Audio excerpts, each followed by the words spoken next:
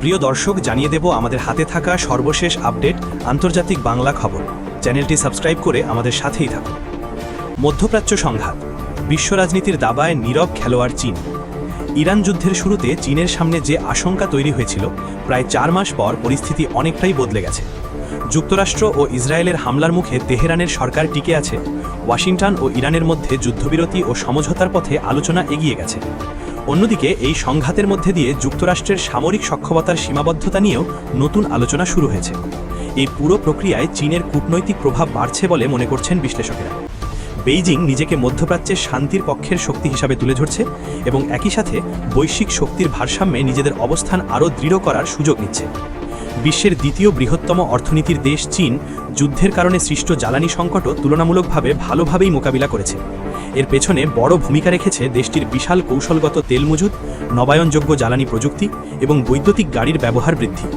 চীনের পররাষ্ট্র মন্ত্রণালয় যুক্তরাষ্ট্র ইরান সমঝোতাকে স্বাগত জানিয়ে বলেছে, মধ্যপ্রাচ্যে শান্তি ও স্থিতিশীলতা ফিরিয়ে আনতে বেইজিং সক্রিয় ভূমিকা রাখতে প্রস্তুত।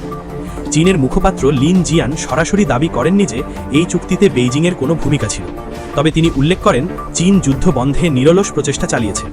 এপ্রিলে চীনের প্রেসিডেন্ট শি জিনপিংয়ের দেওয়া 4 দফা শান্তি প্রস্তাবের কথাও তুলে ধরেন তিনি। ট্রাম্পের প্রশংসা, চীনের কৌশলী অবস্থান। চীনের ভূমিকার প্রশংসা এসেছে যুক্তরাষ্ট্র থেকেও। ফ্রান্সে G7 সম্মেলনে মার্কিন প্রেসিডেন্ট ডোনাল্ড ট্রাম্প বলেন, চীনের প্রেসিডেন্ট শি জিনপিং সংঘাতে নিরপেক্ষ অবস্থান নিয়েছেন এবং যুক্তরাষ্ট্রের প্রচেষ্টায় সহায়তা করেছেন।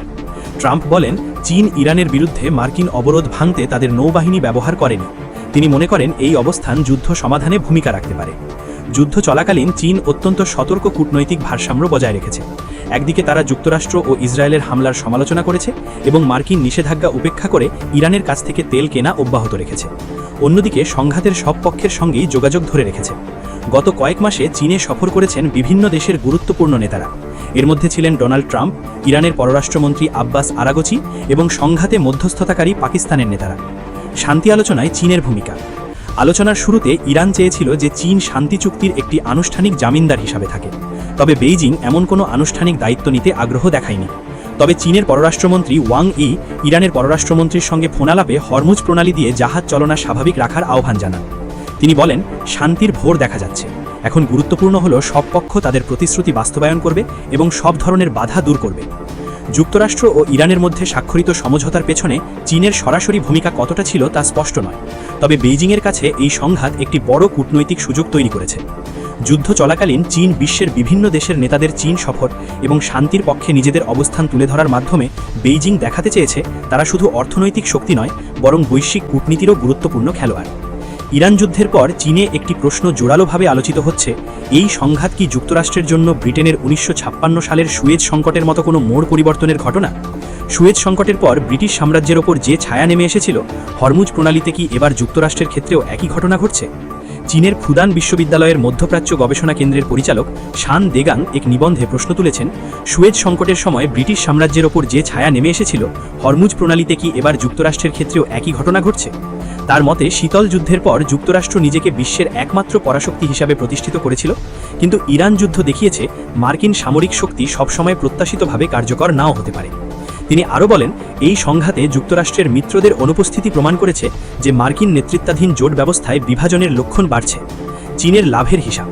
চীনা রাজনৈতিক বিশ্লেষকের কেউ কেউ মনে করছেন, এই যুদ্ধ যুক্তরাষ্ট্রের প্রভাব কমিয়েছে এবং চীনের অবস্থান শক্তিশালী করেছে। চীনা রাজনৈতিক ভাষ্যকার হু সিজিন বলেন, চীন কোনো দূরবর্তী মধ্যপ্রাচ্য যুদ্ধে বিজয়ের মুকুট পড়তে চায় না, তবে এই সংঘাত বিশ্বে চীনের মর্যাদা পরিবর্তনে ভূমিকা রেখেছে। তার মতে, চীনের কৌশলগত পরিকল্পনা, জ্বালানি সংকট মোকাবিলা এবং শান্তিপূর্ণ উন্নয়নের মডেল অনেক দেশের কাছে আকর্ষণীয় হয়ে উঠেছে। তিনি আরও দাবি করেন, এই যুদ্ধ যুক্তরাষ্ট্রের প্রতিরোধ ক্ষমতা দুর্বল করেছে, বিশেষ করে তাইওয়ান ইস্যুতে। তার মতে, যুক্তরাষ্ট্রের অস্ত্র মজুদের সীমাবদ্ধতা এবং মিত্রদের একত্র করতে ব্যর্থতা চীনের জন্য গুরুত্বপূর্ণ বার্তা বহন করে। চীন তাইওয়ানকে নিজেদের ভূখণ্ডের অংশ দাবি করে এবং প্রয়োজনে শক্তি প্রয়োগের বিষয়টি উড়িয়ে দেয়নি। তবে বিশ্লেষকদের মতে, যুক্তরাষ্ট্র দুর্বল হয়েছে মানেই চীন স্বয়ংক্রিয়ভাবে বিশ্বের শীর্ষ শক্তি হয়ে যাবে এমন নয়। বেইজিং দীর্ঘদিন ধরে বহুমেরুকেন্দ্রিক বিশ্ব ব্যবস্থার পক্ষে অবস্থান নিয়েছে। ইরান যুদ্ধকে তারা যুক্তরাষ্ট্র নির্ভর নিরাপত্তা কাঠামোর বিকল্প তৈরির সুযোগ হিসাবে ব্যবহার করতে পারে। তবে যুদ্ধ চলাকালীন চীন সরাসরি কোনো পক্ষ নেয়নি। ইরানের দীর্ঘদিনের মিত্র হলেও তারা উপসাগরীয় দেশগুলোর সঙ্গেও যোগাযোগ বজায় রেখেছে। যুক্তরাষ্ট্রের অভিযোগ অনুযায়ী চীনা কিছু প্রতিষ্ঠান ইরানের অস্ত্র সংগ্রহে সহায়তা করেছে, তবে বেইজিং এসব অভিযোগ নিষেধ করেছে। বিশ্লেষকদের মতে একই সময়ে ইরানের সবচেয়ে বড় তেল ক্রেতা হওয়া এবং মার্কিন প্রেসিডেন্টের সঙ্গে বন্ধুত্বপূর্ণ বৈঠক আয়োজন করা চীনের কূটনৈতিক ভারসাম্যেরই উদাহরণ। চীনের সিংহুয়া বিশ্ববিদ্যালয়ের আন্তর্জাতিক নিরাপত্তা বিশেষজ্ঞ শান চেংহাও বলেন, মধ্যপ্রাচ্যে যুক্তরাষ্ট্র এখনও সবচেয়ে শক্তিশালী বাহিনী। এদিকে নেতানিয়াহু রাজনীতি থেকে বিদায় নিন, চান 57% ইসরায়েলি। যুদ্ধবন্ধে যুক্তরাষ্ট্র আর ইরানে সমঝোতায় পৌঁছনোয় চাপে পড়েছেন ইসরায়েলের প্রধানমন্ত্রী বেঞ্জামিন নেতানিয়াহু। দেশে বিদেশে ইসরায়েল ও দেশটির সরকারের প্রতি ক্ষোভ বাড়ছে। এমনকি ইসরায়েলের বেশিরভাগ মানুষের চাওয়া নেতানিয়াহু এখন রাজনীতি থেকে বিদায় নেবেন। ইসরায়েলের সংবাদ মাধ্যম চ্যানেল 12-এর এক জরিপে এমন মনোভাবের কথা উঠে এসেছে। জরিপে অংশ নেওয়া ইসরায়েলিদের 59% মনে করছেন নেতানিয়াহুর রাজনীতি ছেড়ে দেওয়া উচিত। আসছে শরতে হতে যাওয়া ইসরায়েলের পরবর্তী নির্বাচনে তার আর অংশ নেওয়া উচিত হবে না। জরিপে অংশ নেওয়া ইসরায়েলিদের 33% দেশটির পরবর্তী নির্বাচনে লিকুদ পার্টির নেতা নেতানিয়াহুর অংশ নেওয়াকে সমর্থন করেছেন। 8% ইসরায়েলি বিষয়টি নিয়ে কোনো মতামত জানাননি। নেতানিয়াহু দীর্ঘদিন ইসরায়েলের শাসন ক্ষমতায় রয়েছেন। 1996 সালে তিনি প্রথম প্রধানমন্ত্রী হন। এ পদে ছিলেন 1999 সাল পর্যন্ত। এরপর 2009 সালে আবারও ইসরায়েলের সরকার প্রধান হন নেতানিয়াহু। 2021 সাল পর্যন্ত টানা প্রধানমন্ত্রীর দায়িত্ব পালন করেন তিনি। সাময়িক বিরতির পর 2022 সালে আবার ইসরায়েলের প্রধানমন্ত্রী হন বেঞ্জামিন নেতানিয়াহু। সেই থেকে দেশটির সরকার প্রধানের দায়িত্বে রয়েছেন তিনি। নেতানিয়াহু ইসরায়েলের ইতিহাসে সবচেয়ে দীর্ঘ সময় ক্ষমতায় থাকা সরকার প্রধান। ফিলিস্তিনের গাজা, লেবানন ও ইরানে নির্বিচার হামলার জেরে সাম্প্রতিক বছরগুলোয় নেতানিয়াহু দেশে বিদেশে সমালোচিত হচ্ছেন। গাজায় যুদ্ধাপরাধের কারণে আন্তর্জাতিক অপরাধ আদালতে এই রাজনীতিবিদের বিরুদ্ধে গ্রেপ্তারির পরোয়ানা জারি করেছেন। গত 28শে ফেব্রুয়ারি ইরানে আগ্রাসন শুরু করে যুক্তরাষ্ট্র ও ইসরায়েল। যুদ্ধবন্ধে যুক্তরাষ্ট্রের প্রেসিডেন্ট ডোনাল্ড ট্রাম্প আর ইরানের প্রেসিডেন্ট মাসুদ পেজেশকিয়ান গত বুধবার সমঝোতা স্মারকে সই করেন। চূড়ান্ত শান্তি চুক্তির লক্ষ্যে দুই পক্ষ সুইজারল্যান্ডে 60 দিনের সময়সীমা মাথায় রেখে আলোচনায় বসছে। সমঝোতার অন্যতম শর্ত লেবানন সহ সব ফ্রন্টে যুদ্ধ বন্ধ করতে হবে, কিন্তু ইসরায়েল শুরুতে তা মানতে চায়নি। অবশেষে গতকাল শুক্রবার ইসরায়েল ও লেবাননের হিজবুল্লাহ যুদ্ধবিরতির কথা জানায়। এরপরও লেবাননের নৃশংসতা চালিয়ে যাচ্ছে ইসরায়েলি বাহিনী। দেশটিতে গতকাল একদিনেই অন্তত 47 জনকে হত্যা করে তারা।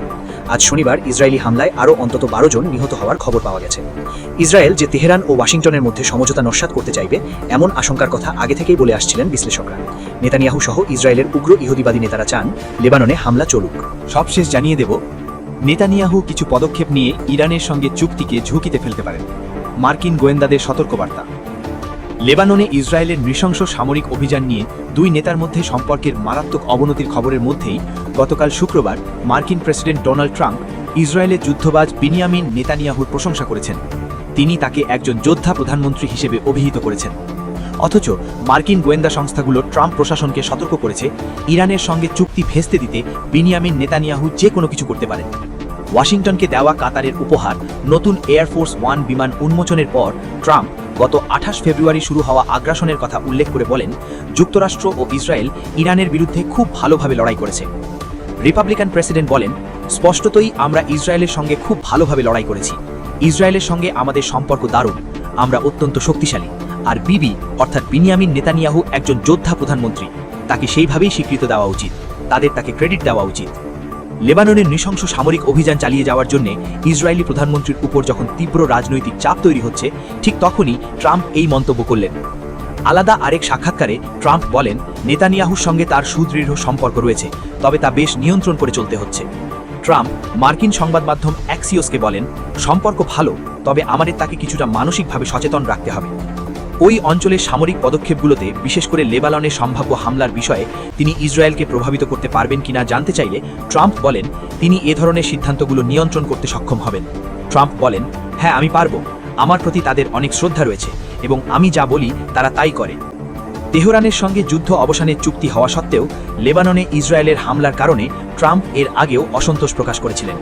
এই মাসের শুরুতেই একটি ফোন আলাপে তিনি নেতানিয়াহুর প্রতি বেশ বিরক্তি প্রকাশ করে কথা বলেন। লেবাননে ইসরায়েলের হামলার কারণে ইরান শান্তি আলোচনা স্থগিত করেছে এমন খবর আসার পর 1 জুনের সেই ফোন আলাপে ট্রাম্প যুদ্ধবাজ নেতানিয়াহুকে চিৎকার করে কি বলেছিলেন। অ্যাক্সিওসের প্রতিবেদনে বলা হয়েছিল, ট্রাম্প যুদ্ধবাজ নেতানিয়াহুকে বলেছিলেন, তুমি তো পুরোপুরি পাগল হয়ে গেছো, আমি না থাকলে তুমি এতদিনে জেলে থাকতে, আমি তোমার পিঠ বাঁচাচ্ছি, এখন সবাই তোমাকে ঘৃণা করে, এসবের কারণে এখন সবাই ইসরায়েলকে ঘৃণা করে। মার্কিন গোয়েন্দাঙ্গের সতর্কবার্তা। বর্তমান ও সাবেক মার্কিন কর্মকর্তাদের বরাত দিয়ে দ্য ওয়াশিংটন পোস্ট জানিয়েছে, মার্কিন গোয়েন্দা সংস্থাগুলো ট্রাম্প প্রশাসনকে সতর্ক করেছে, বিনিয়ামিন নেতানিয়াহু এমন কিছু পদক্ষেপ নিতে পারেন যা ইরানের সঙ্গে শান্তি চুক্তিকে ঝুঁকির মুখে ফেলতে পারে। কর্মকর্তারা জানিয়েছেন, এই সপ্তাহে ছড়িয়ে পড়া একটি প্রতিবেদন সহ বিভিন্ন গোয়েন্দা তথ্য অনুযায়ী ইসরায়েল হিজবুল্লাহর বিরুদ্ধে সামরিক অভিযান চালিয়ে যাওয়ার ব্যাপারে দৃঢ় প্রতিজ্ঞ বলে মনে হচ্ছে। এই নতুন গোয়েন্দা তথ্যের সঙ্গে পরিচিত এক মার্কিন কর্মকর্তার বরাত দিয়ে দ্য ওয়াশিংটন পোস্ট জানিয়েছে, চলতি বছরের শেষের দিকে ইসরায়েলে জাতীয় নির্বাচন অনুষ্ঠিত হওয়ার কথা রয়েছে। ফলে নেতানিয়াহু পলিটিক্যালি টিকে থাকার স্বার্থে দেশের জনগণকে বোঝাতে চাইবেন তিনি লেবানন থেকে সেনা প্রত্যাহার করবেন না এবং হিজবুল্লাহর সঙ্গে লড়াই আরও তীব্র করতে চান। প্রতিবেদনে ট্রাম্পের শান্তি সমারোহের শর্তাবলী নিয়ে ইসরায়েলের অসন্তুষ্টির কথাও বলা হয়েছে, যা ইরানের উপর সর্বোচ্চ চাপ বজায় রাখার ক্ষেত্রে ইসরায়েলের বৃহত্তর লক্ষ্যকে ব্যাহত করছে। যুদ্ধবিরতিতে সম্মত ইসরায়েল ও হিজবুল্লাহ। লেবাননে দুই পক্ষের মধ্যে প্রাণঘাতী হামলার পর গতকাল ইসরায়েল ও হিজবুল্লাহ যুদ্ধবিরতিতে সম্মত হয়েছে। ডোনাল্ড ট্রাম্পের ইরান যুদ্ধ অবসানের চুক্তিটি স্বাক্ষরের 2 দিন পার হওয়ার আগেই আবার লেবাননে ইসরায়েলের হামলা শুরু হওয়ায় আলোচনাকে চাপের মুখে ফেলে দিয়েছিল। একটি মার্কিন কর্মকর্তা বার্তা সংস্থা এএফপিকে জানিয়েছেন, ইসরায়েল ও ইরানের সঙ্গে আলোচনার পর মার্কিন ও কাতারি মধ্যস্থতাকারীদের মাধ্যমে ইসরায়েল ও হিজবুল্লাহর মধ্যে এই যুদ্ধবিরতি সম্ভব হয়েছে। যুক্তরাষ্ট্রে নিযুক্ত ইসরায়েলের রাষ্ট্রদূত ইয়েচিয়েল লেইটার দাবি করেছেন, ইসরায়েল লেবাননে অবিলম্বে যুদ্ধবিরতি কার্যকর করতে প্রতিশ্রুতিবদ্ধ, তবে তা কেবল তখনই হবে যদি হিজবুল্লাহ চুক্তিকে সম্মান করে এবং তাদের শত্রুতা বন্ধ করে। এর আগেও গত এপ্রিলে দুই পক্ষ একটি যুদ্ধবিরতিতে সম্মত হয়েছিল, কিন্তু তখনও ইসরায়েল লেবাননে হামলা চালিয়ে গেছে।